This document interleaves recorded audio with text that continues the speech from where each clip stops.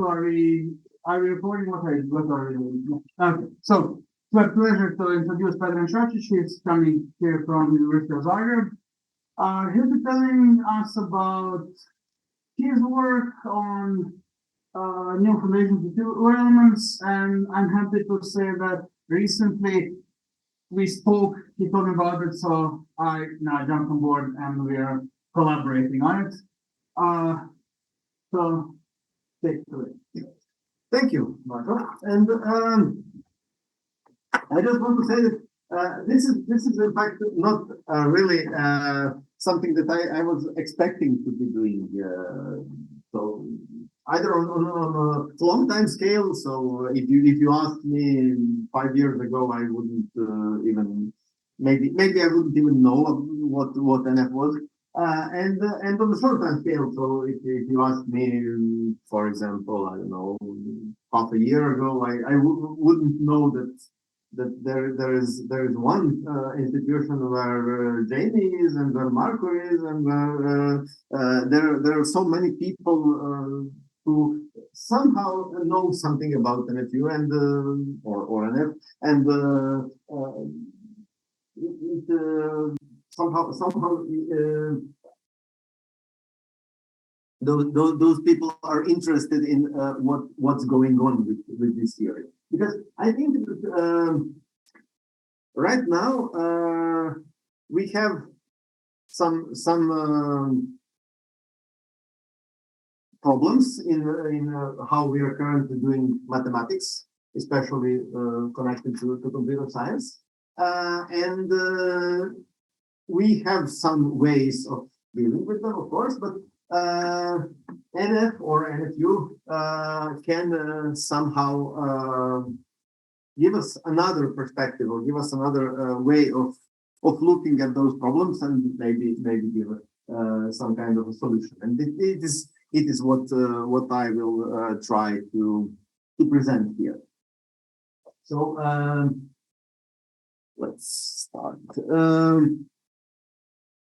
Recently, all of us have witnessed the explosion of formalized mathematics or computerized mathematics or mathematics done with cooperation of humans and computers.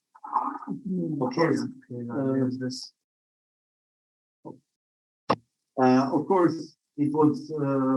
It's not really new. Humans were doing mathematics using computers in various ways since, I don't know, maybe half of last century or something like that. But recently, I think that there has been some crystallization of what each of the sides is good at and what can be expected of it. So while we were using computers to prove some mathematical theorems, for example, I don't know, four-chord theorem or something like that, where it was obvious that, well, you have to explore 2,000 cases and you are not going to do it by hand, but you somehow have to do it. And of course, then you do it with the computer because it's the only possible way.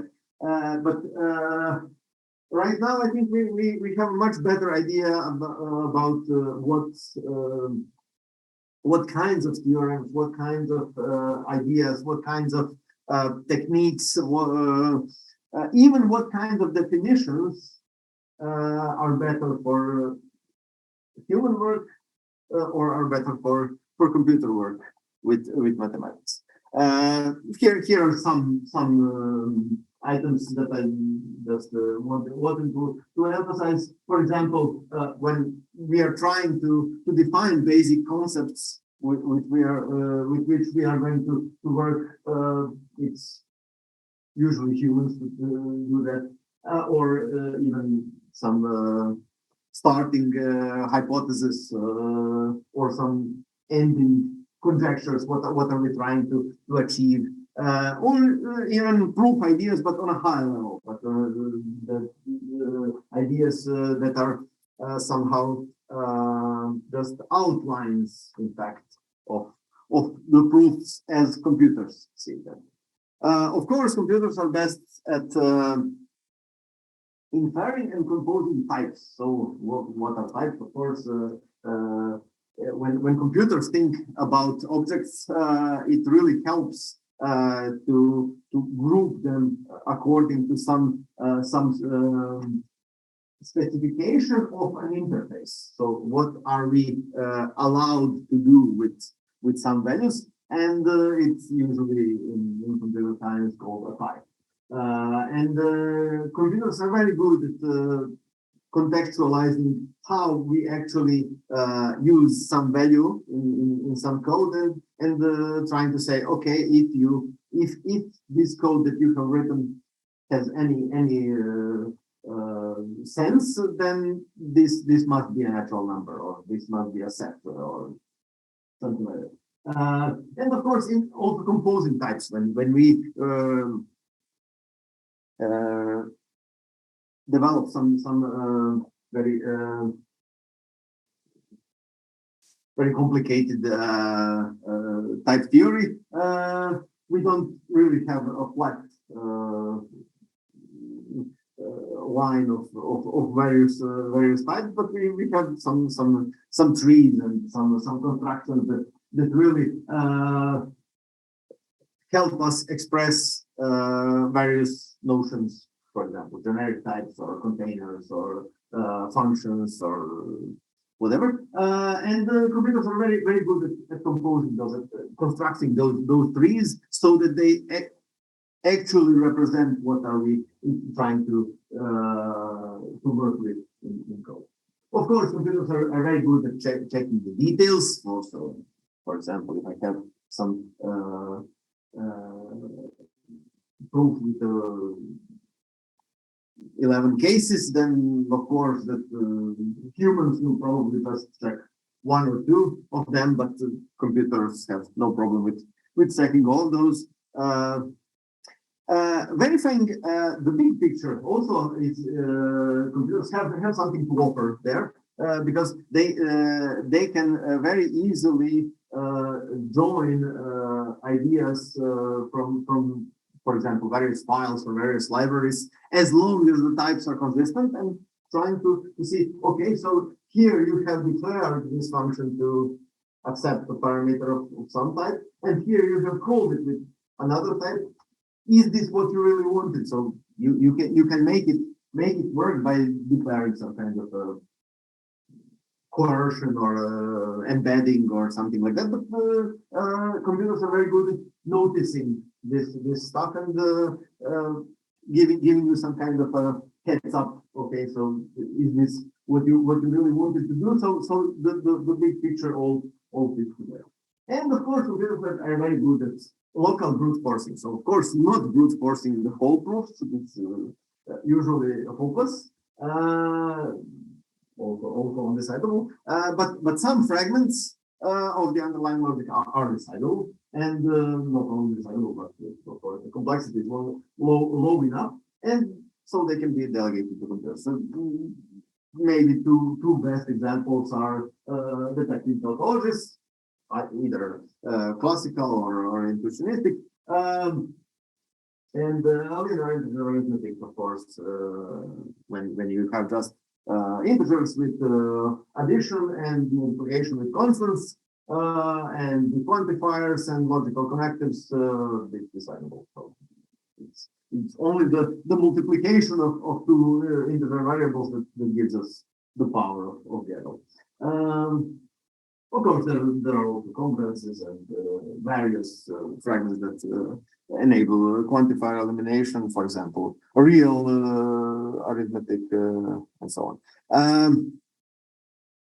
And so,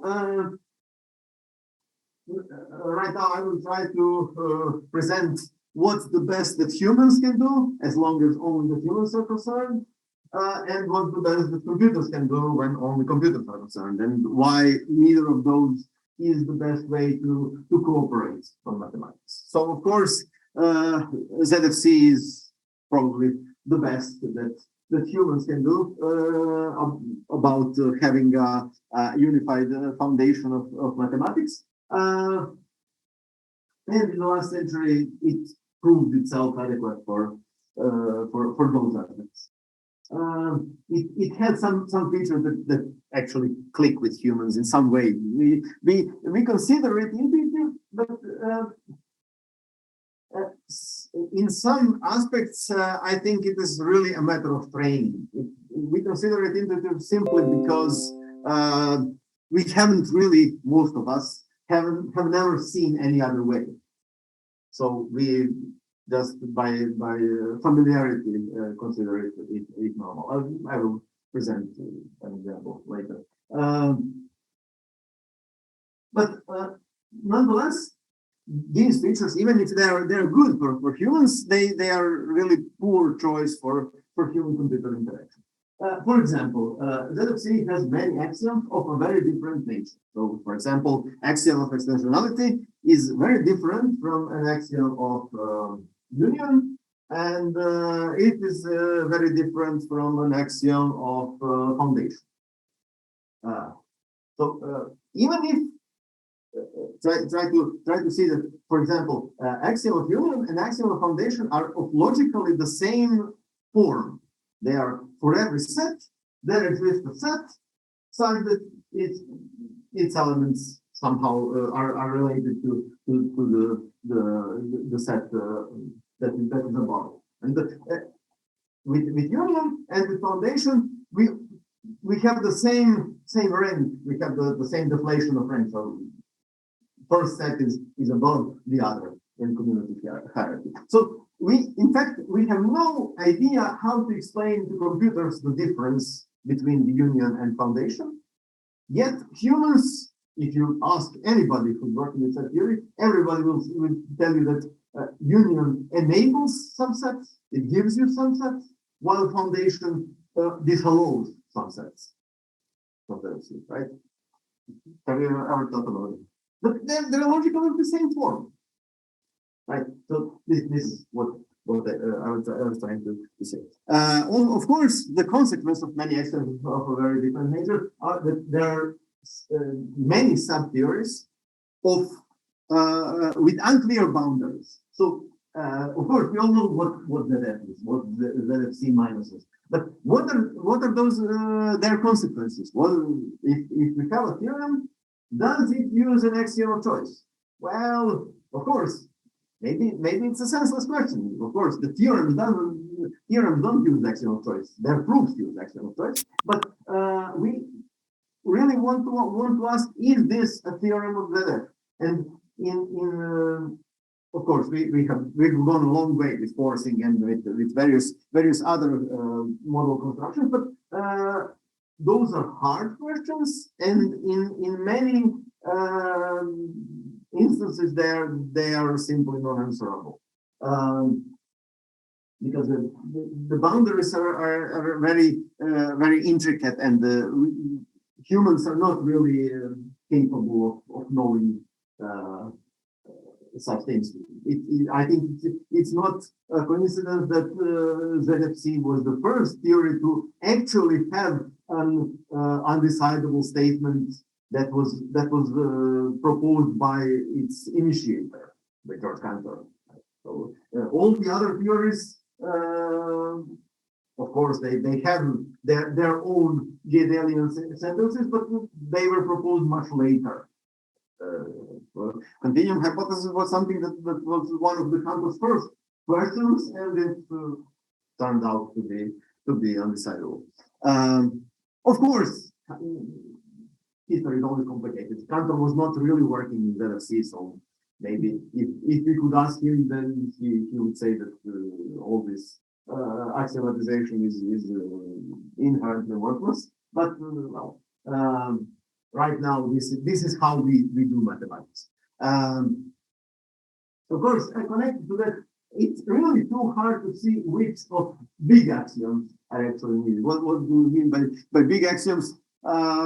Infinity, foundation, replacement, and choice, probably. So the axioms which are in fact not needed in, I don't know, maybe developing 90% of the theory, but in some instances, and again, similar to this distinction with foundation and union.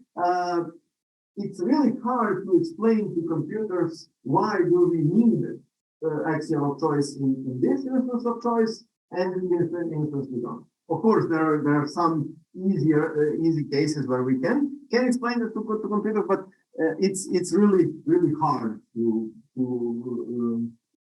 characterize it globally. And of course, it's not even finally axiomatizable. So we have to have some axiom schemas, and it's not really hard for computers because computers can easily detect an instance of a schema, but it gives us some friction in human-computer interaction because, of course, humans usually say, okay, this is by replacement, while of course there is no the replacement. This is by an instance of a replacement where we have to somehow specify a formula either by inferring it or by specifying it from a human. But I think all of those flaws of the ZFC are not as big as this one. This is really I think the biggest problem with doing ZFC in cooperation with computers. Because ZFC, if anything, it really is obsessed with size of objects or meta objects that is defined. So we have completely analogous constructions, for example, equivalence classes, which somehow in some instances work. That means they actually give objects that are sets and functions and whatever we need. And in some other instances, they simply fail when there is exactly nothing that logically changes. The only thing that changes is that some of those sets simply become too big. And then it doesn't work. So in order to have some general object in a theory, as I said, we usually have to artificially just cut it from above. We say, for example, an ordinal number, the ordinal number 3 is an ordinal type of all well-ordered sets with three elements, and well, it's enough to say. So we would actually want, if it were possible, if there were no insistence of size boundary, for it to actually be the class of all three-element well-ordered sets. But of course, ZFC says, no, that's too big, you can't have it. So we settle for less. We cut it from above. That means we actually go through our cumulative hierarchy and find the least element of it, and this is of course the ordinal, the von Neumann ordinal 3, and we say, okay, this is it. This is good enough. But it is literally the tip of the iceberg, right? So just from the other side, somehow we expect it to give us good enough intuition about our class or our of course, not only ordinal numbers but cardinal numbers. Frege was a long time before Kernel was saying that number 3 is the threeness. It's the property of something having 3 elements.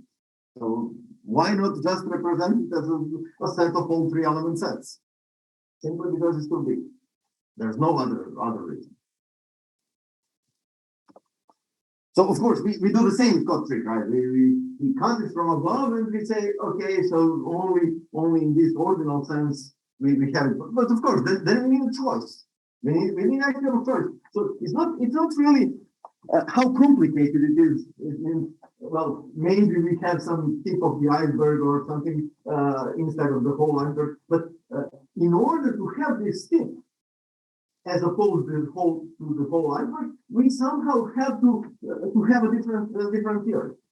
We wouldn't need axiom of choice if we were allowed to have the whole iceberg, right? We only need axiom of choice in order for each set to be to have a cardinal number if we insist on size. So I think I have managed to paint a picture of how bad ZFC is. So what about type theory? It's much better for computers, right? But of course, it is really too bureaucratic for humans. Of course, there is no good type theory. There is no one type theory. So there are simple type theory, simple type one calculus, homotopy type theory, calculus of contractions. Of course, we can debate whether all of these are in fact some instances of some general idea that we could call type theory, but it doesn't really matter, I think, because all of these have mostly the same, maybe not flaws, but simply disadvantages for humans trying to, for let's say, working mathematicians trying to work.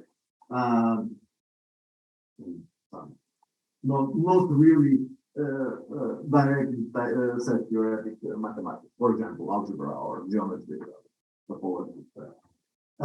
So they have proved themselves to be a good foundation for computers doing mathematics, for example, automatic provers. But again, they have some features that make them non-optimal for human-computer interaction. First, and probably the biggest problem, that type inference is never exactly right. It is either very unexpressive, or it is undecidable. So I think we have all been there and written some, I don't know, pseudo Haskell and try to actually implement it in real Haskell, and then we found that it requires some dependent types, and then we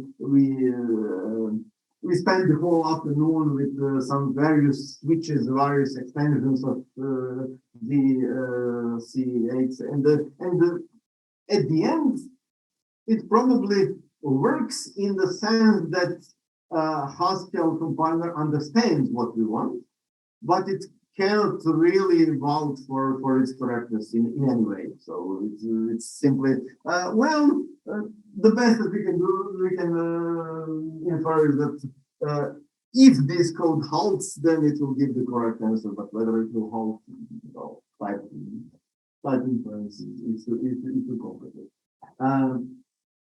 Of course, another problem is this insistence, which is, I think that it's really dual to this insistence of NFC, which is completely unintuitive for computers. This is completely unintuitive for humans, that object has a unique type. So of course we've all been there. So we need to have I don't know, formulas. And then atomic formulas. Well, of course, atomic formulas are formulas, but no, in type theory they are not. They are pairs of a formula and the proof that it is atomic or something. And then we need to have some prods once or tags all around. And of course, it's not really a way to avoid paradoxes. A way to avoid paradoxes, as opposed to insistence of on size, as it is in ZFC. We have some universe consistency. But again, I really think maybe just I don't know much about those models, but it never was entirely intuitive to me when I would get the dreaded universe inconsistency error. Of course, I learned to recognize some things that usually lead to universe inconsistency. But if you give me a concrete example, I would probably have to think about it more than the time needed to actually type it in Coq and see whether it thinks that there is universe inconsistency there. Of course, it is complicated with this. So we don't actually those warning messages about universe inconsistency cannot really represent all and only the situations where universal inconsistency actually appears. So we have to not only approximate what might actually be there in mathematics, but we must also approximate what computers might think about it. Of course, there are some people, for example, Andre Bauer and Thorsten Altenkirch, who genuinely believe, if you ask them, that type theory is better choice for both for humans and for computers. But I really think they are in a minority. So maybe there are also some computers that actually think that ZFC is best for computers, but we haven't asked them. I also think they are in a minority. So what do I propose? I have just given you a bunch of problems. Well, there is a set theory which has inside of it some very rudimentary basic arithmetic encoded as some kind of type theory, which is, I think, really the best of both worlds. So something that we can actually explain to computers understand it, and they give us back the feedback in a way that we can actually understand. And we during all this time we have at least humans, at least 3 of us, have the feeling that we are finally speaking the common language. We're not translating something into computer speak and into human speak all the time. So what is it about? It is a theory by Quine from 1937. It was upgraded in 51. It was initially a theory for rigorously formalizing classes. So, in fact, speaking about logic, so just on a reified way. So collections of objects satisfying certain predicates. But its way of avoiding this usual, for example, Russell's paradox, is completely different, completely orthogonal to the way that ZFC does. It has nothing to do with size. It has, in a way, if we were to explain it intuitively, it has to do with complicatedness of its definition. So things that are too complicatedly defined are not sets, or at least we don't know they are sets. Things that we can easily define are sets. And it is much better compromise between humans and computers.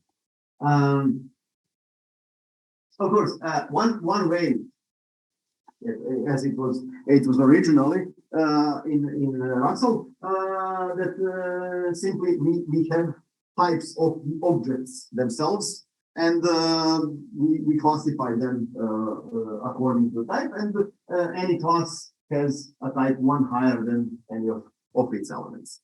So we can work with it, but new foundations, as it is done in modern way, is slightly different in that the types are entirely syntactic. So we don't type objects, we type variables, we type the elements of the language. So of course, in the beginning, those are only variables, but later we have abstraction terms, we have maybe identification terms, function terms, and so on, and we type them in some way in order to actually check that some formulas are good enough, are simple enough to be definitions of new sets. We call certified. So, of course, in some ideal sense, we have only 2 axioms. We have extensionality, same as our, and we have stratified comprehension. So comprehension with regards to stratified formulas, and that's it. Of course, but as I said, the history is never so simple. So in search of proof of consistency, proper classes were expelled to meta theory, so not really the theory of classes anymore, but all of those those classes which are defined with classified formulas. Urelements or atoms. This U is simply for the acronym, kind of U, as it is usually called. And so, of course, it required some syntactic modifications to a theory, but not really important here. And stratification became syntactic. So we can just say it in the language of computer science, it's simply static typing instead of dynamic typing. So we don't actually care about what this variable denotes in a given context, but simply how it is used in a formula. And it was shown to be consistent in 1960. Okay, so why do we think that NFU is better than type theory? Why do we think that NFU is better than ZFC? Of course, there are various things given here, but maybe some highlights. Clear dividing line between the type theoretic part and the abstractions. So these things, these nouns, right? So the type theoretic part is very trivial and decidable. Not well, maybe not very smart, but you can write an algorithm. You can even write a verified algorithm. You can prove it works for assigning types. Of course, basic language, but as we extend the language, it just it presents some interesting problems, but nothing too complicated, nothing even remotely as the type theory that we have to deal with if we want to avoid ZFC entirely. Avoid that theory. And there is no this unnaturalness of unique typing. Right? So on the outer side, we only have sets. We have subsets, supersets. There is absolutely no problem. The thing that the set given by formula phi is subset of set given by formula psi is simply that formula phi implies formula psi. So we don't have tags on the formula or anything like that. Of course, why is better than ZFC? The only way to introduce a new object is to have comprehension. We don't have a plethora of various axioms where we have endless debates whether this form of axiom is needed. Anyone who has worked in constructive mathematics knows about axiom of replacement versus axiom of collection. Well, what do we need in this case? Well, no, it simply floats away.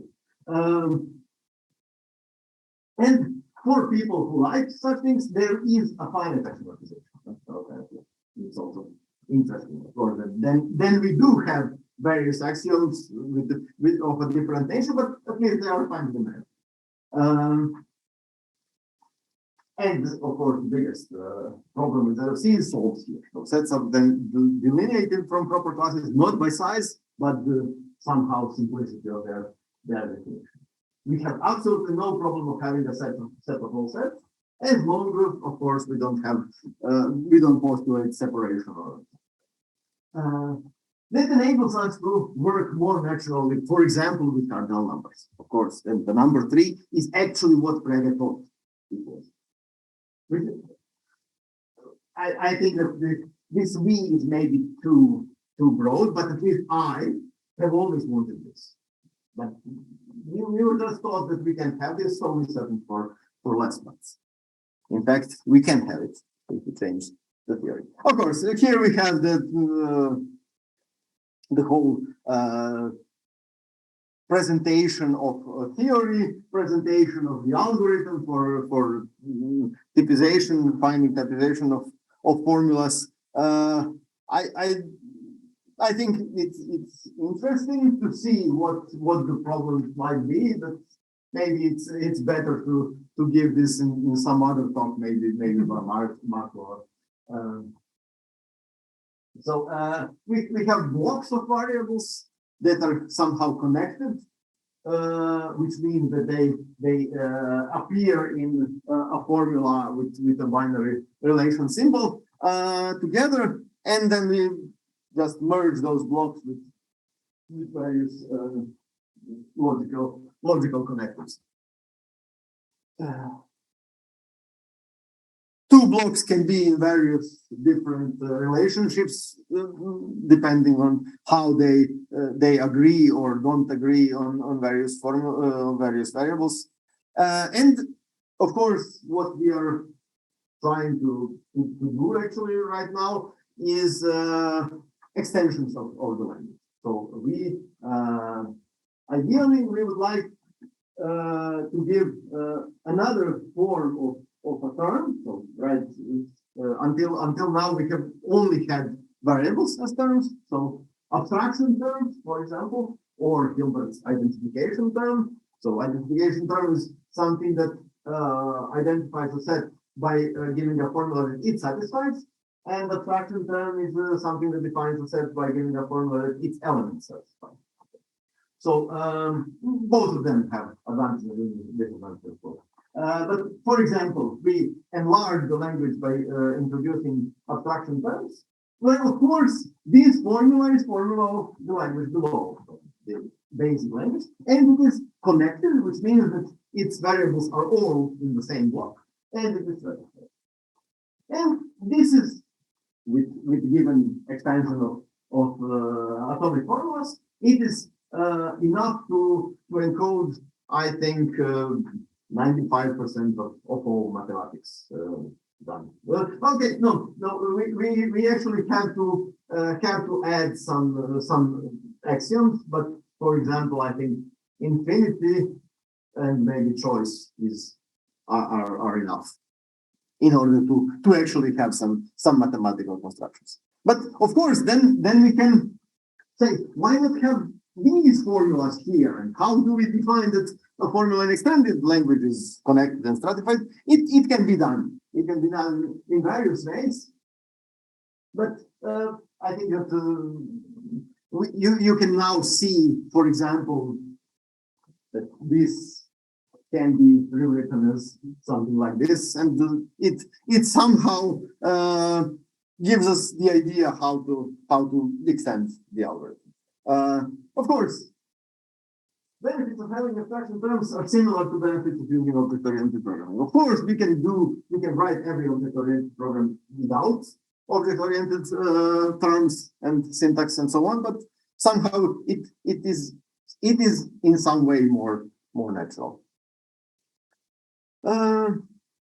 So yeah, this is also something that probably somebody else could talk about. For example, my doctoral student, Vedran Čačić.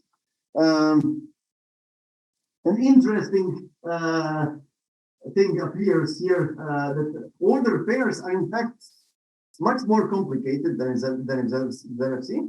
But of course, it can be said that it must be so because in ZFC that they are obviously a hack, right? So nobody actually thinks about order pairs in that way that they are defined in ZFC. So in order to have a nice theory, we actually have to develop one half of NFU with one notion of order pairs, which is in fact the same as ZFC, Kuratovsky. And then at some point we develop enough of a theory to actually switch to a better representation, and then we work with it. So you might think it is more complicated, but in long term it is actually more simple. And this is also some way about defining functions, something like computer functions written in NFU, and we haven't done really pretty much anything regarding to this, but I was just wanted to tell you what are the possibilities, what can be thought about in this framework. For example, this is a ternary function symbol that gives you a what's the name, initial segment of an element with regard to order set and its order relation. So we have those types, which are complicated things in usual computer programming. These here are just integers. So So they just tell you how the type of each parameter differs from the type of return. And it is given everything I want to know about the typing of this and certification of those things are given by those elements. And those approaches are actually equivalent. They give rise to the same class of stratified formulas. Okay, so I think I just close here. Of course, last two lines. We are very enthusiastic and we are in early stages of knowing this theory better. And we invite everyone trained our enthusiasm to record with us. Any questions?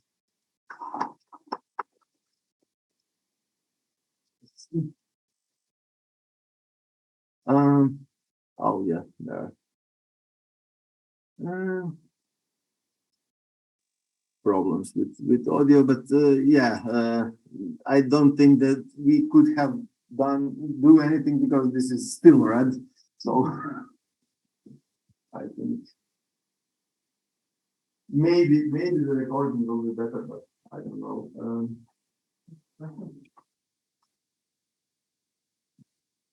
I have some questions if no one else has any questions. Joe, sure. Yeah, I didn't want to push ahead with my questions until someone else had a chance, but do you know, I'm curious. You mentioned the issues involved in doing pairs, ordered pairs. And I'm wondering if the ordered pairs of McCarthy and Scott can be used in NF or NFU. Please remind me, McCarthy and Scott, is this with the empty set deleted from one element, and or is it's something similar to Quine's ordered pairs, but I was wondering.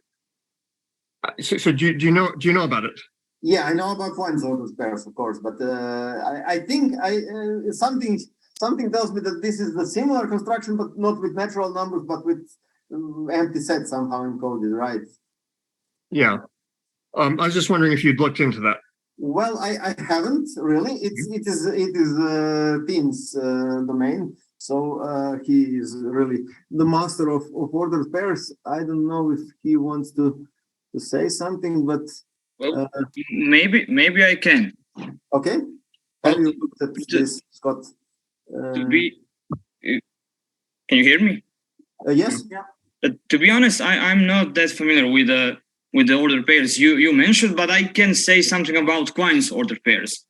So it can be defined in NFU, but you need to have sets containing sets, meaning that we cannot define order pairs on Urelements, which means that we cannot have a total functions from V to V. Okay. So that's the problem, and I'm assuming that will be the same problem with the order pairs you are mentioning. Yeah, the ordered pairs of McCarthy and Scott require everything to be a set. Yeah. Yeah, they crucially depend on that. So yeah, so you wouldn't be able to. But maybe there is something. Well, Holmes showed that actually, and we also showed at least we're still waiting for a review, that in NFU plus infinity there exists a type level order pairs, meaning that you can essentially have Quine's definition, or let's say interpret NFU plus infinity NFU plus there exist type level order pairs in NFU plus infinity, and you can prove in NFU plus infinity plus axiom of choice that there are type level order pairs, and you can actually explicitly define them. So yes, the problem is, well, probably we can interpret it the same way that we did with Quine's order pairs in NFU plus infinity, but we cannot define them explicitly. Okay. Thank you, Tim. I hope it in at least in some way answers your question. I surely cannot help you any more. I'm wondering, on the topic of ordered pairs, I'm going to ask another question, if that's okay. Sure. I'm just wondering whether it might be possible to use some of the elements as to represent ordered pairs. Is it possible to modify the model that Jensen builds so that you can push all the ordered pairs into the elements? Because then maybe you could have something that was type level that way. Yeah. I think we have been discussing something like that. I think that's the result from Holmes. That's the consequence of Holmes' interpretation that it cannot be done. In NFU alone, you essentially need to add some axiom and then prove from that extended theory. But with Kuratowski's ordered pairs, well, they are not type level, but you can include and define them on atoms. Mm-hmm. So we don't have the same problems regarding Kuratowski's ordered pairs and other ordered pairs, but type level ordered pairs are something that we want to have. And you're saying Holmes has shown that you cannot put that functionality amongst the elements. I would say extending the theory essentially, yes. Yes, of course, you can always say that, for example, we add 3 new function symbols for first projection, for second projection, and for pair construction, and we add axioms to say that we always get new atoms and so on. But it really gives us somehow another theory, right? So it's much stronger theory with much stronger ontological depth. Mm-hmm. So you don't know much about the consistency of that chain? Yeah, I'm really not sure. Can I ask a question about the models of NFU? Try. You can surely ask, but I know what models of Zermelo-like theories. I know how they look like, but I don't know what these models for NF and NFU look like. Are they built as cumulative hierarchies, for example, or where you build up all of the types? Or sure, I think we have here an expert on models of NF, at least, and he would like to answer your question. So, Jenny, please. I'm not sure about the expert, but I can draw you a picture here. We can't hear him. We can't hear you, Jamie. Hello. So. Here, are you in the ceiling? You're in the ceiling. Hello. I think you're using the boundary microphone, which is sitting on the table. So, no, I think it's a round thing on the table. It should be. Maybe this thing will switch on. You just have to talk to it nicely. Hello.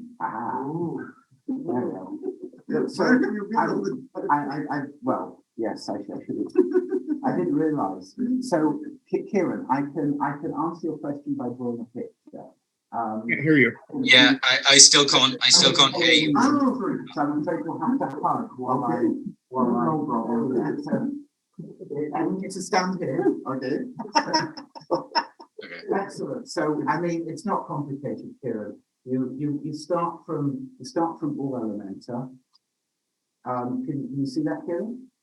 Yeah, I can. And then where ZF might go like that, what you do is intuitively at the next stage, you introduce a schedule. The video has changed. I can no longer see. Yeah. I tried to zoom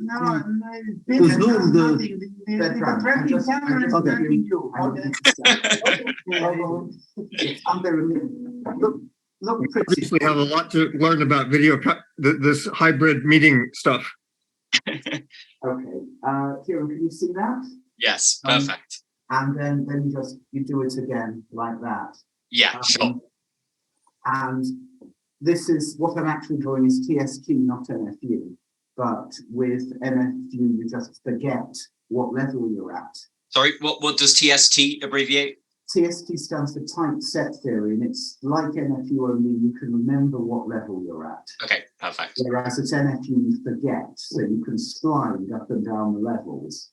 Yeah. And the trick, I'll tell me when you need me to stop, Vedran. The trick here is what we add here is such a huge shed load of new Urelements that we lose track of how many we've got, so that somehow this, the size of this, Yes. it's not the same as the size of this, Yeah. but it's in some sense logically equivalent to it. And this is where the theory of indiscernibles comes in. But in a sense, all you're doing is you're adding so many Urelements at each stage that each stage looks like the previous stage. It's like the way I think of it, if you have an all you can eat buffet. Is it crucial that the elements are indiscernible? Say again, Joe? Is it crucial that the elements are indiscernible? Well, yes and no. Useful for what? And the reason I say yes and no, it's easy to get one's own mind tied up in knots on this, but the reason I say yes and no is because from the outside we can tell they're different. But when you're inside the model, you choose these sizes wisely so that inside you can't tell. Now, Joe, if you could look at this point here and this point here and put them side by side, then you would be able to tell that they are different. But we promise not to do this, so we're all right. So the language doesn't let you ask that question. Yes, that's exactly right. Okay, yeah. You can't use the elements for anything useful other than taking space. Yes. Sure. And the purpose, that's exactly what they do. You need to pad. Yeah. So the problem is you just take a power set, then you've got bigger. So now you pad out until you lose track of how much bigger you've got. And you do that at every level. So you never really know what level you're at. That's a kind of intuitive explanation. Vedran's nodding, so it makes sense to him. Sure, that's exactly why I told you that he was an expert. So I didn't, at least compared to me. Finally, are you aware of the consequences of dropping the assumption that they're indiscernible? Are you aware of any techniques where you're adding non-discernible elements at every stage in the model? That's kind of I would say, maybe Vedran will differ, but I'd say that's kind of a red herring. So a standard off-the-shelf way of building these models is to go into a non-standard model where you have indiscernibles, and then you literally just add the things that are called indiscernibles because you have a non-standard model with indiscernibles. That sentence makes sense, Kieran? Yep. But the fact that they're indiscernible is not crucial for this to work. Okay. You can do this literally. What you can build this one at home, Kieran. Okay. What you do is very, very simple. Okay. Here's another construction which is equivalent, which is more elementary. You just start taking the normal ZS cumulative hierarchy, right? Sure. And now we just start coloring our predicates. Depending, we're just going to take NFU predicates and just look at them in ZF, just the predicate, and then we color them, Kieran, okay?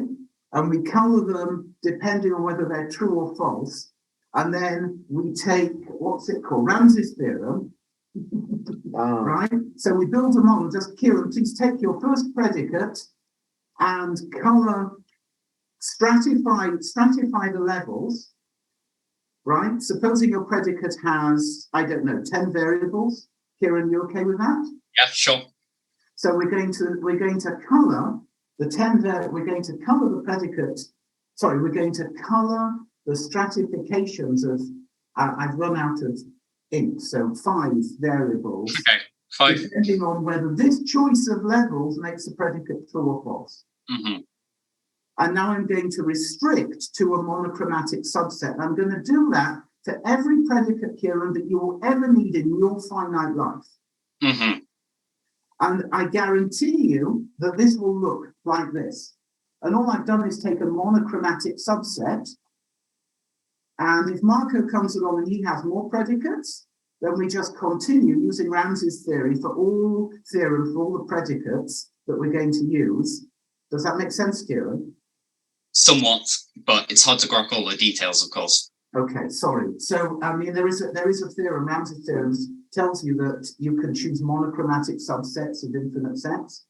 And this, you can incrementally build you can build a set of predicates that are all either true or false, no matter how you assign the levels. And all this theory of indiscernibles, it sounds very impressive, but all it's really doing is in the background, it's furiously hitting stuff with Ramsey's theorem, so you never notice the difference in the sizes. Mm-hmm. Okay, thank you. Indiscernibility is a bit of a red herring in this case. Okay. Should come back. Thank you, Vedran. That was fun. No problem. Anytime. So I would just say that, one way of getting this picture from this picture is to pad, right? But another way of getting this picture from this picture is simply to cut away some things and simply glue those levels that fit together according to some monochromatic subset or something. Right. Okay. That was very interesting.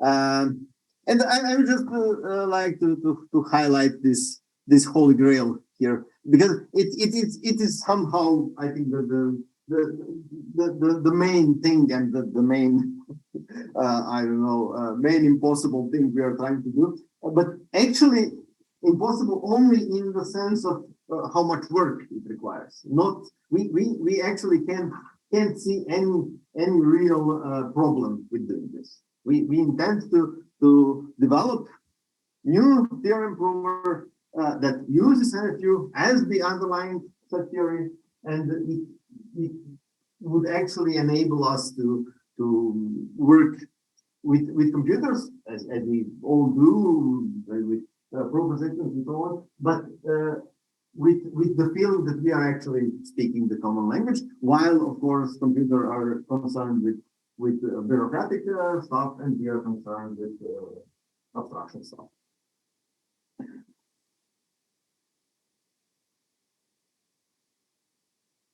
So in that respect, do you know how well or why it wouldn't fit with the Isabel framework? Oh, well, right now we are experimenting with Coq simply because, yeah, I know, but like this is for formalization purposes, right? Yeah. But Isabel allows for many different theories, as it were, right? And ZF is one of them. Yes. But so the thing then would be, well, can you sort of cut down on the engineering effort? Mm-hmm. And or is there something with the NFU that makes what Isabel gives us? And I mean I'm no expert on Isabel, so I don't really know how little, like whether it fits or not. That's sort of why I'm asking the question. So could I just, would it be fair to rephrase your question as, would this be expressible in Isabel pure? So without any additional. Yeah, build like there is a whole, there is a little build Isabel NF. Possibly. Yeah. I mean, I sure don't know the answer, but at least I understand the question. now that is an option we haven't looked into. Yeah. Okay, a good question. Yeah. Because of this. I have another question if no one else wants to ask. Sure. My next question is, has anyone, so you're building this in Coq. Are you basically embedding first order logic inside of first order logic inside of Coq, or are you translating the axiomatization into Coq stuff? What are you doing there? Well, I think Marco can answer that. So can I be heard? There's this thing. Yeah. Hi. One press on the button. Okay. Cool. So right now we're working with embedding the first order logic in Coq. and expressing anything like that. The idea is to have in some kind various different versions of presentation and showing them to be equivalent in some way so that you can switch between working in one mode and in the other seamlessly, hopefully. But that's the plan for the future. Right now we're trying to set up the framework in which we can express the three different ways to extend the language that Vedran has been talking about. Once that is done, we would like to look into formalizing consistency proofs, and then we'll see what we learned in the process. And it will shape our efforts for the future.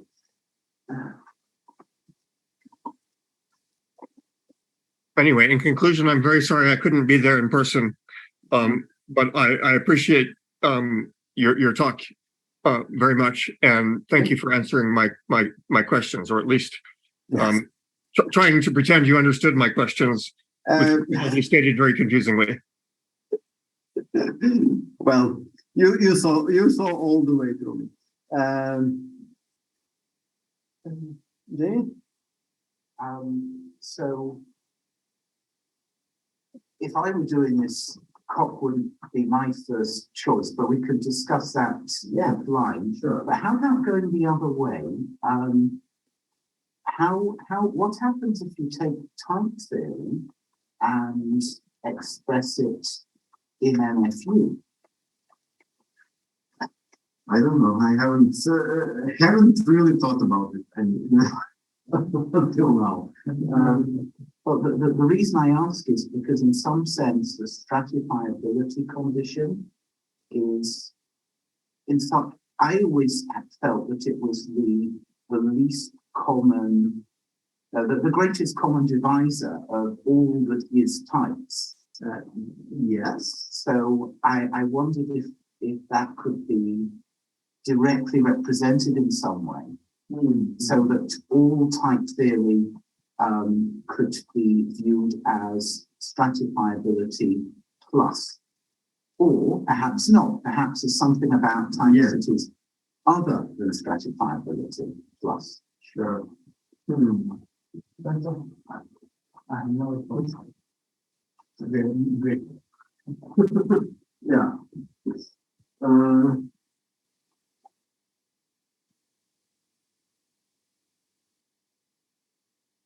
Yeah, I really.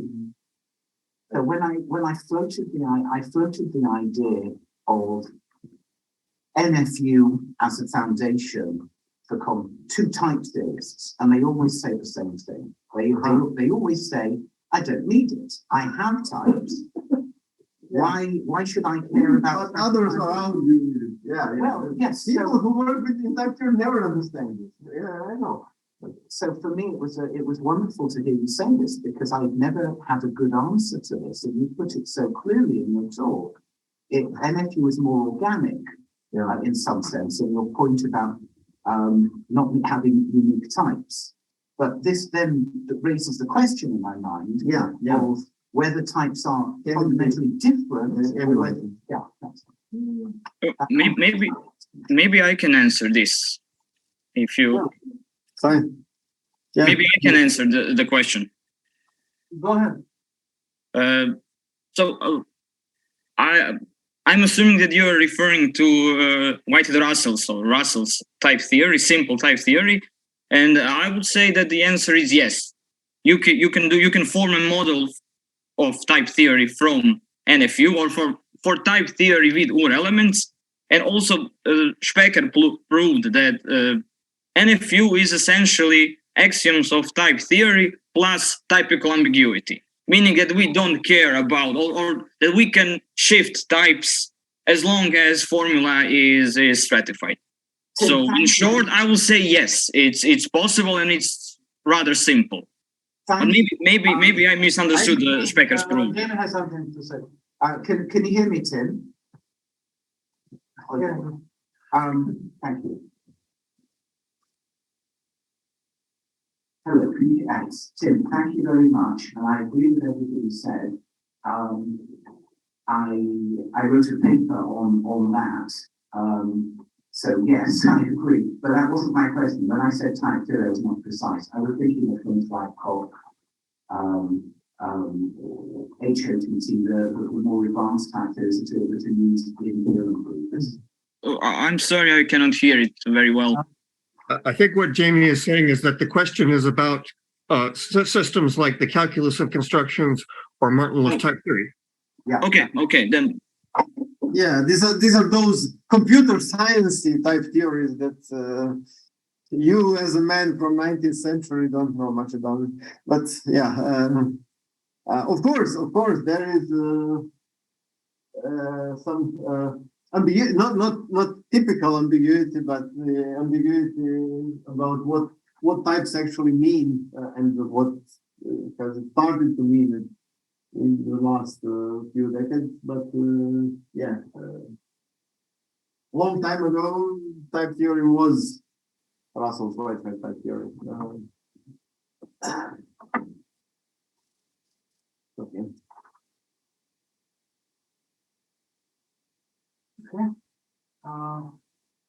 Can I ask you another question? Sure. Have you considered formulating the axioms? Related, it's sort of related to my last question. Have you considered formulating the axiom, the single axiom you have in higher order logic, so it would really be a single axiom rather than a schema?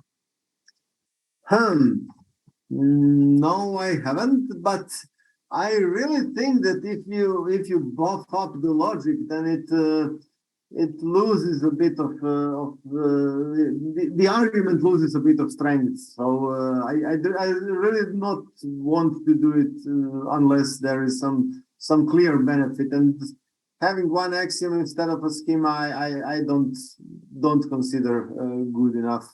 Well, one of the reasons why is that's how a computer system would have to implement it anyway. Well, I don't really think. So, for example, Isabel ZF in that you've mentioned ZF and Isabel. Isabel ZF actually has its rules implemented internally as higher order rules. Well, maybe because it's the way to do it in Isabel, but I don't think it's inherent to how computers might think about those. Because I really think it's a matter of something much more basic, parsing or something like that. Just encode instances of a schema. You don't actually need logic, higher order logic in it. I'm not sure what do you mean by logic, but for me it's some kind of a deduction system. So well, by higher order logic, I mean merely that you have variables that range over predicates, yeah. variables that range over functions, and so on. Yeah. So yes, it is a way to do it, but as I said, I think there.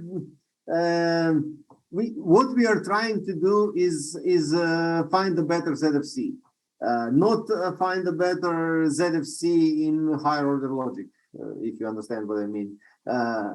We are trying to build something that is as similar to ZFC as possible, just without those silly disadvantages, right? So. Buffing up the logic is not on my list, but of course it can be on somebody else's. Would it be fair to say that what you just pointed out is that the stratifiability conditions they feel like a constraint system? Can you repeat Jamie's question so we can hear it? Just repeat it. Yeah. So Jamie asked whether the stratifiability conditions can be viewed as constraints. So we actually have some kind of a constraint system.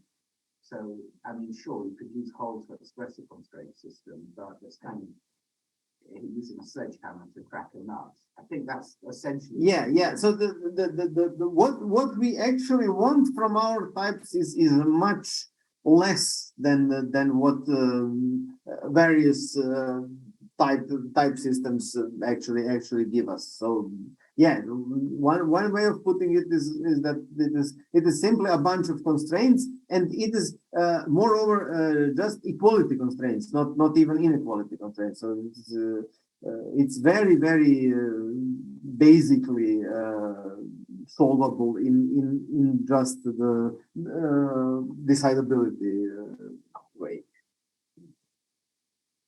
But yeah, of course, you can encode it in various stronger or weaker theories. I'm just saying that I don't see much of the benefit of going all the way to higher logic. But you can do it different, of course. Just to clarify, are these constraints syntactic or are they logical?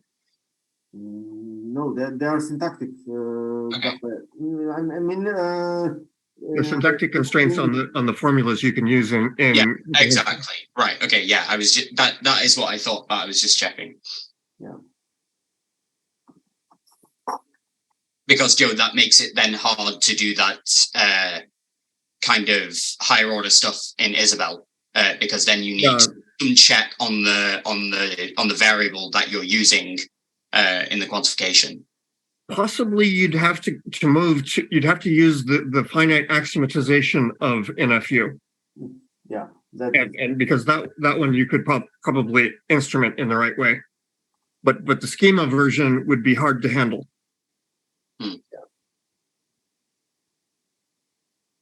Or at least I'm not sure how you would handle it. But by the way, the motivation for using higher order logic primarily, or possibly some type theory rather than first order logic, is that you would possibly have an easier job of importing things that are already proven from the type theory, so that you could gain the best of both worlds. You could use stuff that people have already proven in these systems in your set theory. Yes, that is one way of looking at it, but I think that we actually stand a better chance of doing something that both teams will like if we actually do some of the things. But of course, the devil is in the details. Some of those things from scratch. Because if we try to say, okay, our type theory is simple, very simple, it's just a bunch of constraints and it can be solved by pen and paper, it's just boring. And on the other hand, we say, but we will use these results of various complicated theories that. It would be great if you could import results from other theories, because there's a lot of work that's already been done on formalizing. Yeah, I understand, but somehow I think that it is a matter of ontological that. I think we may be talking cross purposes here. I suspect Joe is talking about importing Pole into NFU, and you're talking about using Pole to check the constraints, which is sure. Well, Jamie just explained to me what you were talking about and how I misunderstood you. Yeah,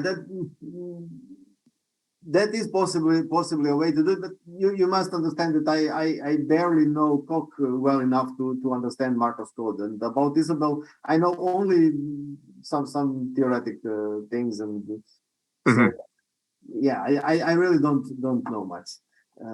I was just viewing Isabelle as was mentioned as an implementation language, and was basing my answer with that. I know we should break off the discussion for everybody else, but I actually have to go. So thanks very much for the talk, and see you later in the week. Bye. Thank you for coming. Thank you very much. Yeah, thank you. Oh.